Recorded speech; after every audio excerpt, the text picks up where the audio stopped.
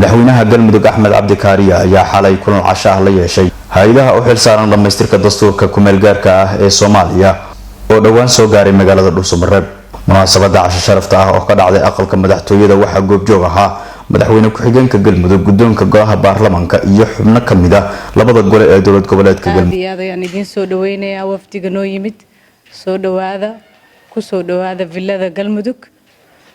waana noo farxad, waxayna noo tahay dhiirigelin,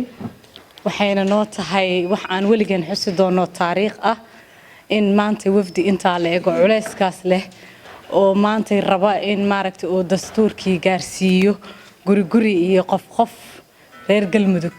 oo iyagu marka annagana soo xilo xildhibaan ahaan noo soo xushay oo soo wakiishay si fiican insha Allah aanu la shaqeyn doono ugana shaqeyn doono barnaamijkaas aad noo keenteen. madaxweyne sharaf weyn bay maanta noo tahay caawa inaanu ku caawinayno oo aad halkan noogu samayseen hadhimo sharafeed aad nagu casho sharaf halkan aad noogu samayseen adiga iyo howlwadeennadaadu ilaa iyo saaka markii aanu nimi diyaaradda aanu ka soo degnay soo dhaweyn ballaaran iyo dad boqolaal iyo gaadhay oo naga horyimi baanu aragnayo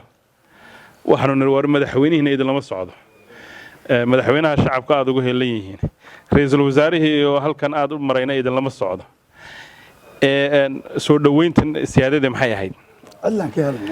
mar dambaan waxaan isiri war mala gurgurshaagii galmudug madaxweynihii u horeeyay Cabdi Qaybdiid baa kula socdo halkaasay daaranta oo in badan u soo ciidamiyay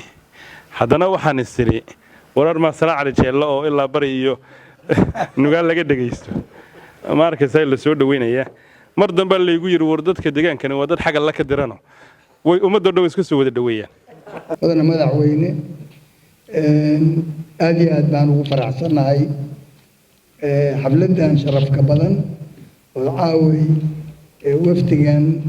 ballaaran hay-adihii ka socday qaabilsan arrimaha dastuurka jamhuuriyadda federaalka Soomaaliya inay caawa halkan ku dhan yihiin ayagana ay la xubna howlwadeeno badan rag badan oo aqoon-yahan ah oo insha Allah bari aad arki doontaan baarlamaanka iyo kulankeena dambana ayaa si weyn wax ugu oran doonaa. madaxweynaha dowlad goboleedka galmudug Axmed Cabdi Kaariye ayaa goobta cashada ka ballan qaaday inay noqon doonaan maamul goboleedka koowaad ee ka soo jawaaba dhamaystirka dastuurka kumeel gaarka ee Soomaaliya. mudanayaal wasiir gudoomiye iyo guddiga sharafta leh dhammaantiin sharaf bay noo tahay inaan ku soo dhaweyno galmudug. waxaan idin leenahay ku soo dhawaada dalkiinii aad guddigada iyo mas'uuliyiinta iyo wasiirada u ahaydeen oo u hayseen hawsha muhiimka ah ku soo dhawaada.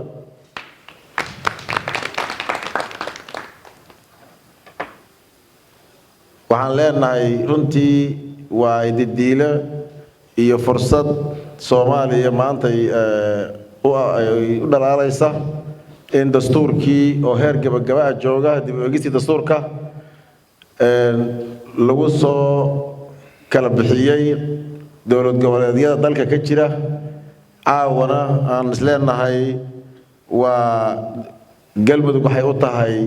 diyaar si buuxda inay uga gudato waajibkeeda iyo inta uga aadan insha Allah. annagu haddaan reer galmudug nahay xorriyaddii iyo dib u aasistii qaranka Soomaaliya waxaan ka soo qaadanay qayb libax. maanta inaan dastuurka ugu horumarno jawaabtiisa iyo ka soo jawaabistiisana kalsooni buuxda ku qabnaa.